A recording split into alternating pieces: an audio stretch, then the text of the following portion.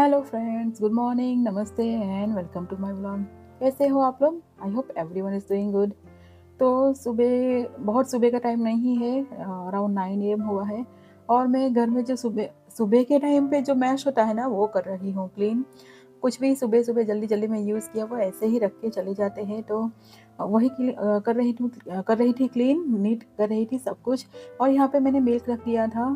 तो यहाँ पे मैंने एक वीडियो में देखा था कि आप इस तरह से कटोरी अंदर रख दो ना, तो मिल्क उबल के नहीं आ जाता। तो मैंने आज रखी थी कटोरी, वैसे मैंने स्टोव को बहुत फ़ास्ट नहीं रखा था, पर उबल के बाहर नहीं आया, ऐसे वो उबाल ले रहा था, आप देख सकते हैं। पर इस पतीली से बाहर निकल के नहीं आया, तो मैं बहुत डर-डर के कर रही थी, कहीं बाहर ना निकल आए, पर अच्छे से उबल गया। तो इसे कवर करके ठंडा होने के लिए रख दूँगी, दही बनाने के लिए। वैसे मैं दही ऑलमोस्ट एवरीडे बनाती हूँ। फ्रेश दही खाओगे तो लॉट्स ऑफ प्रोबायोटिक्स मिलेंगे। जितना दही पुराना होगा ना, उतना उसमें से प्रोबायोटिक्स कम होते जाएँगे, तो इतना हेल्थ वैल्यू इतना नहीं रहता। अगर आप 1 एंड हाफ डे से प्लस दही को यूज़ करो ना, तो ट्राई करना होगा। ट्राई कीजिए, अगर पॉसिबल हो तो एवरीडे थोड़ा-थोड़ा दही बनाइए। और मैं बाहर गई थी, सोचा थोड़ी-सी मेथी निकाल लो, पर जो ग्राउंड में डाली है ना, वो तो एकदम क्रिस्टल जैसी हो गई है। काँच जैसी हो ना, वैसी हो गई है। टच करो तो अभी एकदम हार्ड-हार्ड लग रही थी, एकदम नाज़ुक-सी। तो मैंने वो नहीं निकाली, तो यहाँ पे ट्रे में जो रखी थी ना शेड में, वही निकाल ली। एक ट्रे में से इतनी निकली। पर ये भाजी की हालत भी इतनी अच्छी नहीं है, थोड़ी-सी लूज़ जैसी हो गई है, जैसे डिहाइड्रेशन जैसा हो गया हो ना, ऐसा हो गया है। और ये पुरानी तस्वीर है, जब एक टाइम पे यहाँ पे बहुत ज़्यादा स्नोफॉल हुआ था, तब का है ये पिक्चर। बहुत एन्जॉय किया था, पूरा स्नो हो गया था। आज भी वैसे टेम्परेचर 36 डिग्री फ़ारेनहीट है, पर 29 डिग्री फ़ारेनहीट ही फ़ील हो रहा है बाहर। तो इतनी बाजी निकाली ना, तब तक तो मुझे बहुत ज़्यादा ठंड लग गई। वैसे सन होता है ना, तो इतनी ठंड नहीं लगती, पर लंबे समय तक बाहर हो ना, तो ठंड लग ही जाती है। और रोबोट को स्टार्ट करके गई थी, तो उसने भी अच्छा खासा क्लीन कर दिया है और अभी भी क्लीन कर रहा है। तो वैसे अच्छा खासा फ्लोर क्लीन कर देगा, बाद में मुझे मॉप ही करना पड़ेगा। और ये मैंने बोला ना, भाजी थोड़ी डिहाइड्रेटेड जैसी हो गई, तो मैं थोड़ा-सा पानी नीचे रूट्स को दे दूँगी, ताकि रूट्स में से पानी जाए और ये एकदम ताज़ी एकदम बाहर से फ्रेश लाए हो ना, ऐसी हो जाए। तो पहले मैंने सोचा था कि भाजी से ही कुछ बनाऊँगी, इसीलिए मैं बाहर गई थी, पर भाजी की हालत ऐसी है कि मुझे इसे पहले अच्छे से हाइड्रेटेड करना पड़ेगा, बाद में मैं यूज़ करूँगी। तो मैंने प्लान चेंज कर लिया और मैं आज ऐसी रेसिपी बनाऊँगी जो हमारे यहाँ पे इंडिया में बहुत खाई जाती है। इसे बोलते हैं भगत मुठिया। भगत मुठिया इसलिए कि ये नॉन-वेज कोफ्ता बनाया हो ना, ऐसा ही दिखता है, पर ये प्योर वेज है। और जो वेजिटेरियन होते हैं, इन लोगों को भगत बोलते हैं हमारे यहाँ पे। तो उन लोगों के ये कोफ्ता की करी है, बहुत ही सिंपल, बहुत ही यम्मी बनती है और मैं छोटी से अब तक बहुत बार खा के बड़ी हुई हूँ। तो यहाँ पे गार्लिक, जिंजर और फ्रेश वाली टर्मरिक और एक अनियन मीडियम साइज़ का बोल सकते हो, वो यहाँ पे रफली चॉप करके रख लिया है।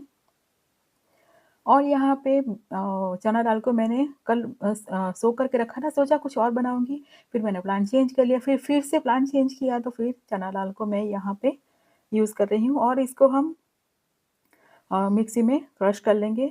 बहुत पेस्ट जैसी नहीं करनी, थोड़ी-सी मोटा भी रखना है। एकदम बारीक कर देंगे ना, तो आपके कोफ्ते अच्छे नहीं बनेंगे। तो पल्स दे के इसे ऑनियन और गार्लिक भी साथ में हो जाएगा जिंजर के साथ। और ये देखिए कुछ इस तरह की करनी है। कोई-कोई थोड़ी-सी फुल ही रह जाए ना, लाइक इसका जो पल्स है ना वो पूरा ही रह जाए, तो भी चलेगा, पर बहुत ज़्यादा बारीक नहीं करना है, बहुत स्मूथ पेस्ट नहीं बनानी है। और जितना मिनिमम हो सके उतना मिनिमम पानी में हमें ये कर लेना है, तो बैचेज़ में करेंगे ना तो अच्छे से हो जाएगा। तो यहाँ पे 1 कप दाल को मैंने सोक की थी और ये देखिए इसका कोफ्ता वैसे भी बहुत अच्छे लगते हैं।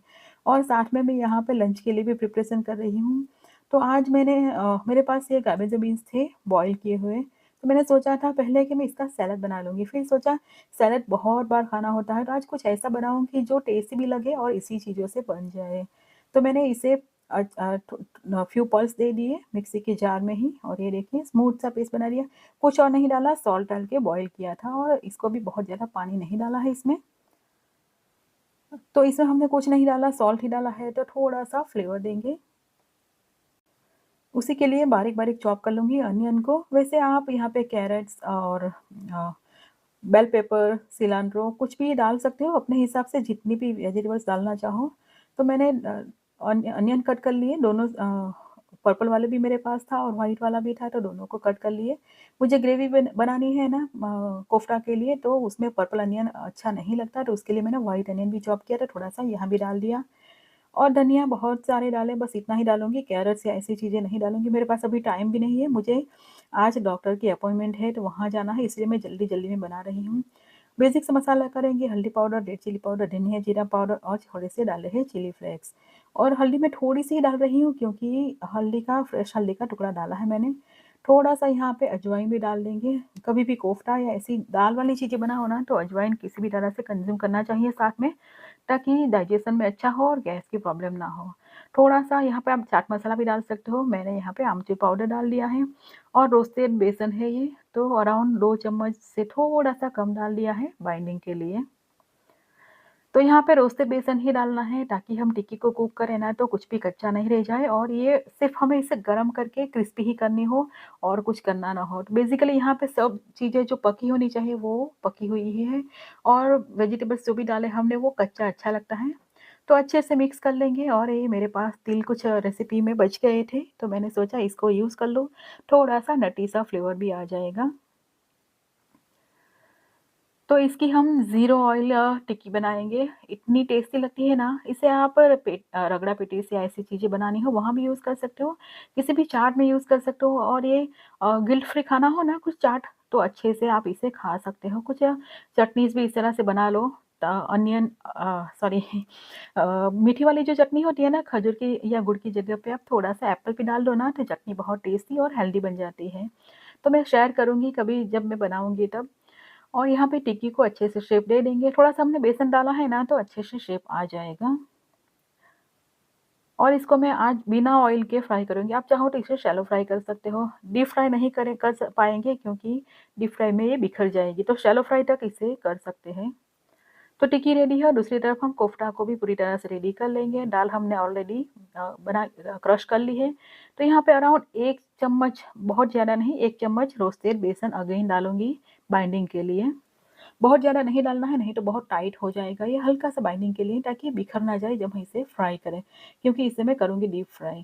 तो यहाँ पे थोड़ा-सा बेसिक मसाले कर लेंगे। बहुत सारा धनिया डाला है, रेड चिली पाउडर, थोड़ी-सी अजवाइन, धनिया जीरा पाउडर, हल्दी पाउडर, जो हमारे इंडियन किचन में रूटीन में हम यूज़ करते हैं वही डालना है। नींबू का रस नहीं डालूँगी, क्योंकि वो लूज़ हो जाएगा, तो मैंने यहाँ पे उसकी जगह पे आमचूर पाउडर डाल दिया है खट्टेपन के लिए। अब यहाँ पे आधा चम्मच से थोड़ा-सा कम डाला है इनो, ताकि ये टाइट बहुत ज़्यादा ना हो, और अच्छे से फ्लफ़ी बने। तो सब चीज़ें डालने के बाद मिक्स कर लेना है। हाथ को बहुत ज़्यादा नहीं लगाना, नहीं तो ये लूज़ हो जाएगा।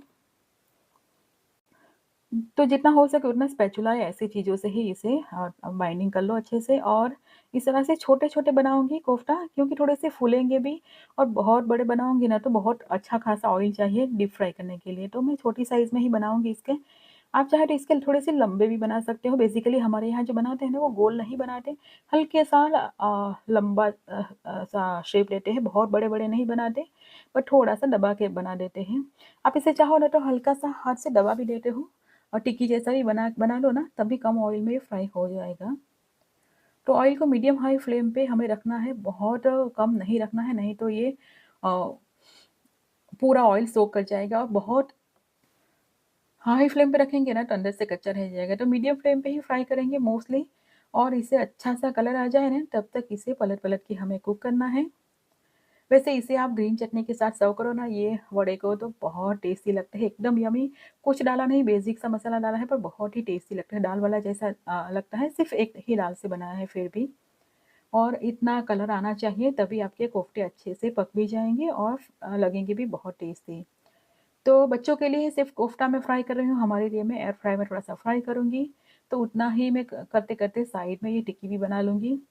तो यहाँ पैन में मैंने बिल्कुल भी ऑयल या कुछ भी ग्रीस नहीं डाला है, तो मीडियम फ्लेम पे, लो फ्लेम पे इसको पका लेंगे।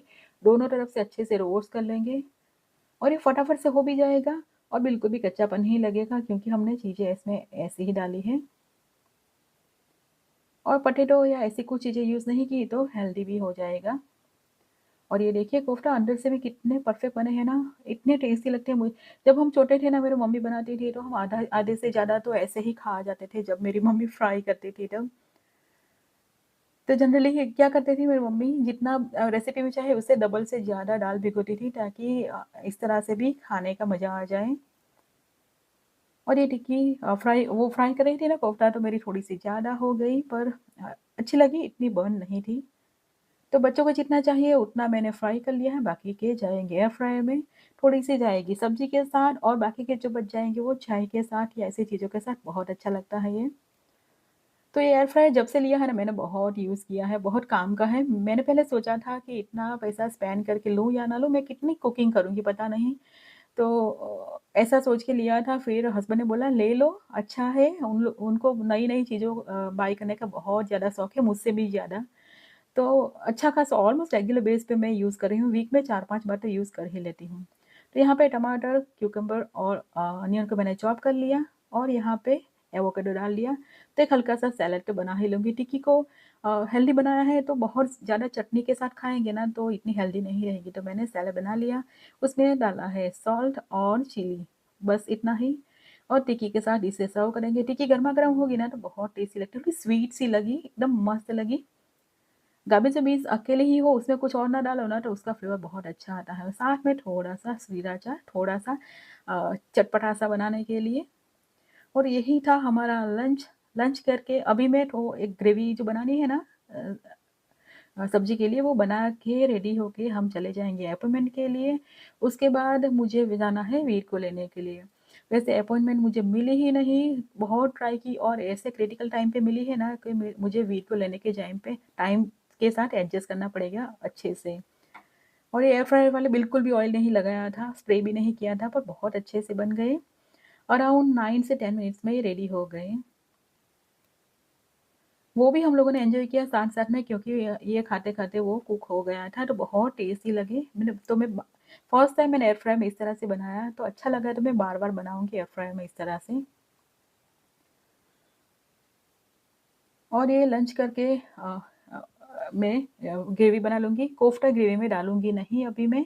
कोफ्ता किस तरह से सर्व करना है वो बाद में दिखाऊँगी। तो यहाँ पे अनियन और गार्लिक, जिंजर और फ्रेश टर्मरिक, उसकी मैं पेस्ट बना लूँगी। तो ग्रेवी में कई बार आप चॉप करके डालो ना, तो चंक्स जैसे आते हैं ना, तो वो अच्छे नहीं लगते। तो कई-कई ग्रेवीज़ ऐसी होती है जिसमें इस तरह से पेस्ट करके डालो ना, तभी अच्छी ग्रेवी दिखती भी है और लगती भी अच्छी है। यहाँ पे मैंने ऑयल ले लिया है, बेसिक सा अंदर तड़का देंगे। तो यहाँ पे मस्टर्ड सीड्स और अजवाइन डाला है, करी पत्ता, बे लीफ और रेड चिली, साथ में जाएगा थोड़ा-सा हींग, बस बेसिक सा तड़का, और साथ में हमने जो पेस्ट बनाई उसे। तो मेन चीज़ क्या है यहाँ पे, ये जो अनियन और टोमेटो की पेस्ट हम भुनेंगे ना, वो भुनना बहुत ज़रूरी है। इसे अच्छे से रोस्ट करेंगे, तभी फ्लेवर आएगा। इसे कच्चा-पक्का रखेंगे या फिर अच्छे से रोस्ट नहीं करेंगे, तो फ्लेवर बिल्कुल भी नहीं आएगा ग्रेवी का। हल्का-सा सॉल्ट डाल दिया है, ताकि कुकिंग प्रोसेस थोड़ी-सी स्पीड अप हो जाए। किचन में भी मैस पड़ा है, पर आने के बाद ही सब कुछ क्लीन करूँगी, अभी तो मैं ग्रेवी बना लूँगी। इस ग्रेवी पे थोड़ा-सा ध्यान देना पड़ेगा, क्योंकि नहीं तो ये लग जाएगी। तो अनियन अच्छे से कुक हो जाए, ब्राउन होना स्टार्ट हो जाए, उसके बाद मैंने यहाँ पे टमाटर की प्यूरी डाल दी। 2 टमाटर मीडियम साइज़ के प्यूरी बना ली थी। और टमाटर डालने के बाद इसे अच्छे से हमें कुक करना है, इसका भी पानी पूरा ख़त्म हो जाना चाहिए। जितना भी इसे रोस्ट करेंगे, जितना भुनेंगे ज़्यादा, उतना ही उसका फ्लेवर अच्छा आएगा और स्मूथनेस भी आएगी। तो इस स्टेज पे मैं डाल लूँगी कश्मीरी रेड चिली कलर के लिए, थोड़ी-सी हल्दी और धनिया जीरा पाउडर। आप चाहो तो थोड़ा-सा गरम मसाला भी डाल सकते हो। मसाला डालने के बाद भी इसे थोड़ा-सा रोस्ट कर लेंगे, ताकि मसाला भी कुक हो जाए, बाकी रहा जो भी पानी हो वो भी ख़त्म हो जाए। उसी के बाद हम पानी डालेंगे जब टमाटर अनियन का पानी ख़त्म हो जाए ग्रेवी के लिए। तो थोड़ा-सा पानी डाल के इसे मिक्स कर लीजिए, और कितनी ग्रेवी चाहिए उसके हिसाब से कंसिस्टेंसी आप चेक कर सकते हो। पहले थोड़ा-सा ज़्यादा पानी डालेंगे, क्योंकि इस ग्रेवी को हमें कम से कम 8 से 10 मिनट तक पकाना है अच्छे से। यहाँ पे मैंने कसूरी मेथी डाल दी और कवर करके लो फ्लेम पे 8 से 10 मिनट तक पकाऊँगी, बीच-बीच में मिक्स करती रहूँगी। और ये देखिए कितनी अच्छी ग्रेवी बनी, बहुत टेस्टी बनी थी। और अभी 12:36 हुआ है, और मेरी 1 बजे की अपॉइंटमेंट है, तो हम दोनों निकले हैं। और मैं अपने लिए डॉक्टर के पास जाऊँगी ना, तो मैं अकेले कभी नहीं जाती, कोई भी मेरे साथ चाहिए, एटलीस्ट वेदांत भी साथ में हो ना, तब मैं जा सकती हूँ। मेरी अपॉइंटमेंट के लिए मैं कभी भी अकेले नहीं जाती, कभी भी छोटी चीज़ के लिए भी नहीं। तो हस्बैंड भी आ रहे हैं, दोनों कार लेके जा रहे हैं, क्योंकि अपॉइंटमेंट खत्म होने के बाद हस्बैंड घर आ जाएँगे, उनका ऑफ़िस का काम चालू है, आज वर्किंग डे है। और मुझे आइज़ के नीचे कुछ हुआ है एलर्जी जैसा, दोनों आईलिड्स पे, इसीलिए जा रहे हैं। और मैं वहाँ से वीर को लेने के लिए सीधा निकल जाऊँगी। और बाहर एकदम सनी दिख रहा है ना, पर इतनी ठंड थी ना, एकदम ठिठुर जाए जैसे कार में से निकल के अंदर क्लिनिक तक गए तब तक तो बहुत ज़्यादा ठंड लग गई। और वेटिंग पीरियड तो यहाँ पे पूछो ही मत, डॉक्टर्स के यहाँ जाओ ना इमरजेंसी में तब भी आपका वेटिंग टाइम तो होता ही है। और अपॉइंटमेंट लेना इतना टफ है ना यहाँ पे, तब इंडिया की याद आ जाती है कि वहाँ पे आप डॉक्टर के पास जाना हो ना तो इतना ईज़िली जा सकते हैं ना। तो घर आ गए थे वीर को लेके भी, थोड़ा बहुत रेस्ट भी कर लिया और अभी मैं वेदांत के लिए बना रही हूँ। वेजिटेबल्स को रोस्ट कर लिया और साथ में थोड़ा-सा डाला है चिली सॉस, बस इतना ही। और इसमें डालूँगी राइस और इसे हमें क्या करना है, अच्छे से रोस्ट करना है घी में प्रॉपरली, तो इसका फ्लेवर बहुत अच्छा लगता है। और कुछ डालने की ज़रूरत नहीं, नहीं सोया सॉस या कुछ भी नहीं। अच्छे से लो फ्लेम पे इसे रख दूँगी और यहाँ पे देखिए ग्रेवी हमारी कितनी परफेक्ट लग रही है ना, एकदम टेस्टी बनी थी, इतनी यम्मी लग रही थी ना। तो अभी मैं सर्व करूँगी तो मैं कोफ्ता इसलिए इसमें नहीं डाला क्योंकि हमारे कोफ्ता बच्चों के लिए फ्राई किए हुए कोफ्ता अलग-अलग हैं, तो मैं इस तरह से सर्व कर दूँगी। वैसे ही कोफ्ता अच्छे से सोक कर लेंगे सभी ग्रेवी। अगर इस कोफ्ता को इस ग्रेवी में डाल दूँ और 10 मिनट तक मैं सर्व ना करूँ तो सभी ग्रेवी पी जाएँगे। तो जब भी सर्व करना हो तो कोफ्ता को 3 से 4 मिनट पहले ही ग्रेवी में डालना है, बाद में सर्व कर देना है, नहीं तो सब ड्राई हो जाएगा। तो यही है डिनर। राइस सभी को अपनी-अपनी पसंद के हिसाब से मैं रोस्ट करके दे रही हूँ, तो ये वेदांत के लिए बना रही हूँ प्लेट। साथ में सिंपल सी रोटियाँ बनाई है, क्यूकम्बर, और यही है हमारा आज का खाना। बहुत ही टेस्टी बना था और बहुत ही यम्मी लगा। जब हम छोटे थे तब की याद आ गई। और आज मैं बहुत दिनों के बाद आलस को साइड पे रख के, लेज़ीनेस को छोड़ के ग्रीन टी बना रही हूँ। वैसे हम लोग एवरी नाइट को ग्रीन टी पीते थे पहले, पर क्या हो ना, फिर एक बार हैबिट छूट जाए तो छूट ही जाती है। तो आज डॉक्टर विज़िट हुई तो डॉक्टर के यहाँ जाओ तो एक चीज़ के लिए जाओ और निकले कुछ और ही, तो वैसा ही हुआ मेरे साथ भी। सिंपल सी एलर्जी थी आइज़ के नीचे, तो वो तो एकदम ईज़ी था, एलर्जी की मेडिसिन दे दी तो उससे आ जाएगा। तो प्रॉब्लम क्या हुआ कि मेरा प्रेशर बहुत हाई दिखा रहा था, डॉक्टर को नर्स ने 2-3 बार चेक किया, तीनों टाइम सही वही आया। फिर हस्बैंड ने घर आके ही ऑर्डर कर लिया था अमेज़न प्राइम मेंबर से, तो शाम को आ गया। और मेज़रमेंट करने के लिए प्रेशर वाला मशीन, तो उससे मेज़र किया तो रात को तो उससे भी ज़्यादा हाई आया। तो अब मेरा होगा डाइट स्टार्ट, बिना सॉल्ट का या कम सॉल्ट का। तो अभी हम टेंशन में आ गए अंदर, सब हेल्दी हैबिट्स अब फिर से स्टार्ट कर देंगे जो हम लोगों ने लेज़ीनेस में छोड़ दी थी। सब खाना-पीना सब कुछ हो गया और सब अपने-अपने काम में लगे हैं। वेदांत की मिड टर्म अभी भी चालू ही है, तो वो स्टडी कर रहा है। वीर का बस एलिमेंट्री स्कूल में बच्चों को इतना कुछ होता नहीं, तो वो अपनी ही मस्ती में है। और सुबह जो मेथी निकाली थी ना, वो अच्छे से पानी पी के एकदम फ्रेश-फ्रेश हो गई थी। तो मैंने सोचा इसके रूट्स निकाल के फ्रिज में रख दूँगी। कल मैं इसे वॉश करके कुछ बनाऊँगी मेथी की भाजी से। वैसे हमारे घर में मेथी सबको बहुत पसंद है, बच्चे, बड़े सबको। मेरे हस्बैंड को तो मेथी की बनाया हुआ चीज़ें दो ना आप सुबह, शाम, रात को तीनों टाइम, तो वो तीनों टाइम खाएँगे, उतनी ज़्यादा पसंद है। उनको तो वो मेथी के जो डलिया पाक ऐसा बनता है ना, वो भी बहुत ज़्यादा पसंद है। बहुत कुछ कड़वा भी नहीं लगता उनको। कड़वा उनको बहुत ज़्यादा पसंद है एक्चुअली। Hi. Now Hi.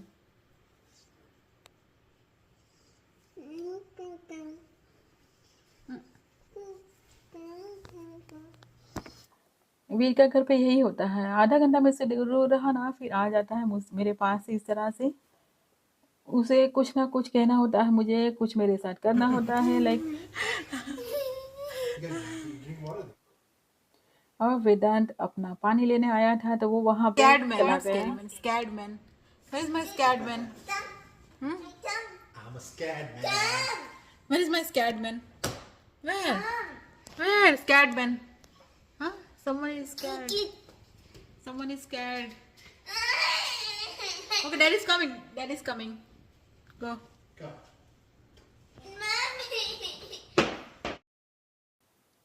वीर को अकेले टीवी के साइड भी अकेले बैठना में डर लगता है, वो बहुत ही, उसे छोटी-छोटी चीज़ों में डर लगता है। तो वहाँ पे कोई नहीं था, सब किचन में थे ना, तो वो भी यहाँ पे आ गया कि मुझे डर लग रहा था। तो हस्बैंड, मैं और वेदांत उसे उसी के लिए टीज़ कर रहे थे। तो इसी के साथ आज का व्लॉग भी यहीं खत्म करते हैं। आई होप आप लोगों को व्लॉग पसंद आया तो इसे सब्सक्राइब कीजिए और मिलते हैं अगले व्लॉग में। बाय।